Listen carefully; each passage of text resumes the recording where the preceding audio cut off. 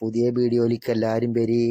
നമ്മൾ കടമാങ്കുടി വഴി ചെറായി ബീച്ചിലേക്ക് പോവുകയാണ്. എന്തോരം ഭംഗിയാണ് കാണാൻ. എല്ലാം നമുക്കൊന്ന് കണ്ടിട്ടുണ്ട് പോരാ. ഞാണ്ട് വന്നിട്ടുള്ളൂ, അപ്പം തന്നെ അതാ ഉസ്മാൻ്റെ ബോട്ട് പോണ്. ഒന്നിക്ക് മീൻ തരാമെന്ന് പറഞ്ഞിരിക്കണ്. ഏതായാലും ഒരു വലിയ സഞ്ചിയിലിട്ടിട്ടേ, ഒരു 50 സെൻറ്റ് കീസ സഞ്ചിയിലിട്ടിട്ട് വീട്ടിൽ കൊണ്ടുപോകാം. ബൈക്കിൻ്റെ ബാക്കിൽ വെച്ചാൽ മതിയല്ലോ. ചീനവല ഇപ്പോൾ പോക്കും എന്ന് പറഞ്ഞ് കുറേ നേരം നിന്ന്. അവിടെ ആരുമില്ല, ഓല് പൊക്കണ വഴിയൊന്നുമില്ല. അടുത്ത ദിവസം വരുമ്പോൾ കാണാൻ വെച്ച് ഞാൻ അങ്ങനെ നടന്ന്.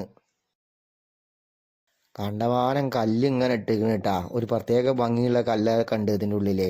ആൾക്കാരൊക്കെ വന്ന് ഫോട്ടോ എടുക്കണ്, ചൂണ്ടലിടുന്നു, അങ്ങനെയൊക്കെ കുറേ ആൾക്കാർ ഇങ്ങനെ നിൽക്കുന്നുണ്ട്. നമ്മൾ ഓരോ അടുത്തേക്കൊന്നും പോയില്ല. ഇനി വലിയ വക്കാണുണ്ടാക്കാൻ നിൽക്കണ്ടെന്ന് വിചാരിച്ച്.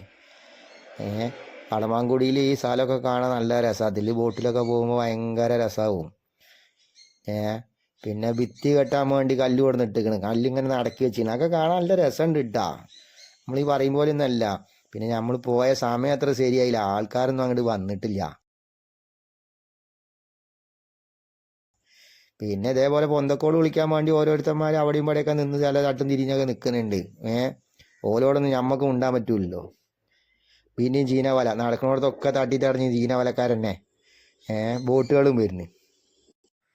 എന്താ ഇപ്പം എല്ലാ ബോട്ടിനും ഒരേ കളറ് എന്ന് ഞാൻ അങ്ങനെ ആലോചിച്ച്. പിന്നെ നാട്ടിലെ ബസ് നോക്കുമ്പോൾ ഒരേ കളറല്ലേ. ഇനിയിപ്പോൾ അതുപോലെ ബോട്ടിന് വല്ലതും ഉണ്ടോയെന്ന് അറിയില്ലല്ലോ. നമ്മളിപ്പോൾ ചോദിക്കാനൊന്നും പോയില്ല. ഇത് ഒന്ന് പോയാൽ ഒന്ന് വരിയായി ഇങ്ങനെ വരികയാണ്. അങ്ങനെ നടക്കുമ്പോഴാണ് ചീനവല ഇങ്ങനെ അടുക്കി വെച്ചമാതിരി ഇങ്ങനെ കണ്ടമാനം. പക്ഷെ ആളില്ല. നമുക്കിതൊന്നും മീൻ പിടിക്കണമെന്ന് കാണാൻ നല്ല ആഗ്രഹമുണ്ട്, പക്ഷെ ആള് വേണ്ട.